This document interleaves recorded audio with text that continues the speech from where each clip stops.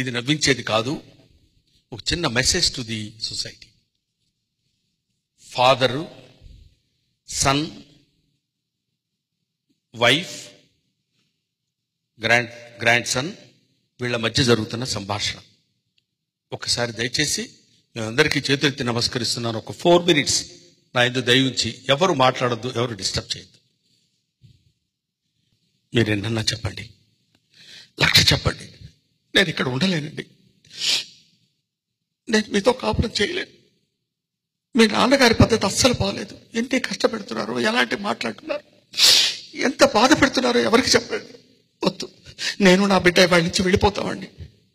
నా మాట విని సరోజ, ప్లీజ్ సరోజ, పెద్దవాడైపోయాడు, ఏదో చాదస్తం కింద మాట్లాడుతున్నాడు తప్ప ఆయన అట్లాంటి మాట్లాడేవాడు కాదు. మిమ్మల్ని ఎవరిని బాధ పెట్టాలని కాదు, మనం అంటే ఎంతో ఇష్టం. మీరు ఎన్నన్నా చెప్పండి, నేను మాత్రం భరించలేనండి.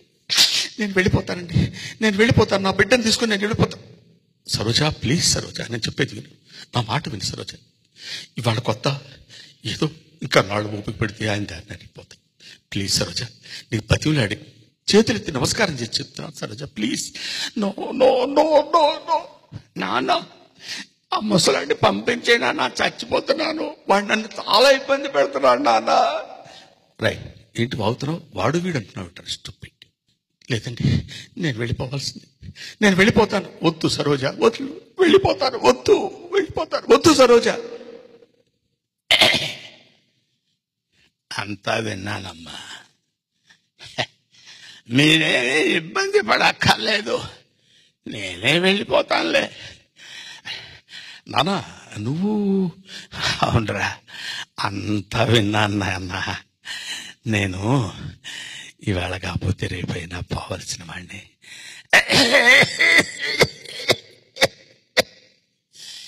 నన్ను ఈ అనాథ శరణాలయంలో నా చేరా, నేను వెళ్ళిపోతాను అంటే కాదు నాన్న. సరోజ, నేను ఏదో సరదాగా మాట్లాడుకుంటున్నాం తప్ప నీ మీద.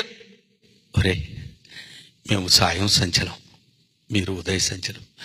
వద్దు నాన్న, నా మాట విను. నా మాట కాదన్నావంటే నా మీద ఒట్టే. నన్ను ఏదైనా శరణాలయంలో చేర్చమని అంటున్నారు కదరా. నాన్న శరణాలయానికి తీసుకెళ్తారు.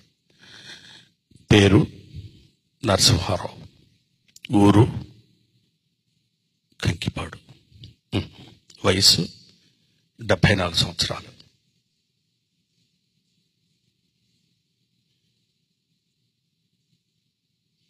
సూర్యనారాయణ కరెక్ట్గా 30 సంవత్సరాల క్రితం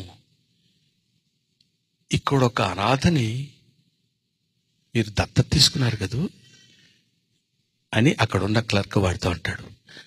అన్నప్పుడు అవును, వాడేనైనా వీడు, నేను దత్తత తీసుకున్న వాడేనైనా వీడు. Thank you very much, thanks a lot.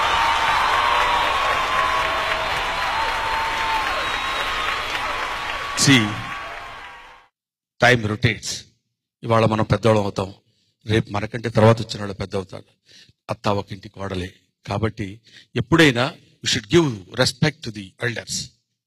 అనాథలకి, అనాథ శరణాలయాలకి తల్లిదండ్రులను పంపించేటువంటి స్థితి, మానసిక స్థితి కానీ శారీరక స్థితి కానీ ఎవ్వరికీ రాకూడదని మనస్ఫూర్తిగా నేను కోరుకుంటూ, నన్ను ఈ స్థితికి నాలాగే ఎంతో మంది కమెడియన్స్ పెద్దవాళ్ళు అవ్వాలని కోరుకుంటారు. అందరికీ అవకాశం దొరకదు. నా జీవితంలో నేను మర్చిపోలేని విషయం ఏంటంటే, ఇన్ని సంవత్సరాలు మీరు ఎలా చేయగలిగారండి అని నన్ను అడిగినప్పుడు, సర్కస్ లైట్ ఉంటుంది, కొన్ని లక్షల మంది ఉంటారు. సర్కస్ స్టార్ట్ చేసేటప్పుడు లైట్ అలా తిరుగుతుంటుంది, కొంతమంది మీద లైట్ పడుతుంటుంది. ఆ లైట్ పడ్డప్పుడు వాడు చాలా అనుకుంటాడు, మళ్ళీ లైట్ వెంటనే పోతుంది, ఇంకోటి మీద వస్తుంది, ఇంకోటి మీద, ఇట్లా అందరి మీదకి లైట్లు వస్తాయి. లైట్లు పడ్డవాడు మాత్రమే వెలుగులో ఉంటాడు, లైట్లు పడని వాడు వెలుగులోకి రాడు. అలాగా అందరి దగ్గర టాలెంట్ ఉంటుంది, కొంతమంది మీదనే లైట్ పడుతుంది.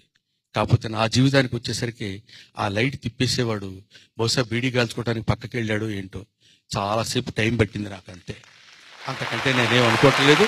నాకు ఈ అవకాశాన్ని కల్పించింది అందరికీ నా హృదయపూర్వక నమస్కారాలు చేసి ఇలాగే నాలాగా చాలా మంది రావాలి, ఇలాగే గొప్ప వాళ్ళని కోరుకునే వాళ్ళు చాలా మంది ఉంటారు. కాబట్టి నాకు తోచిన సాయం మూవీ ఆర్టిస్ట్ అసోసియేషన్కి 5 lakhs డొనేట్ చేస్తూ మీ దగ్గర సెలవు తీసుకుంటాను. Thank you very much.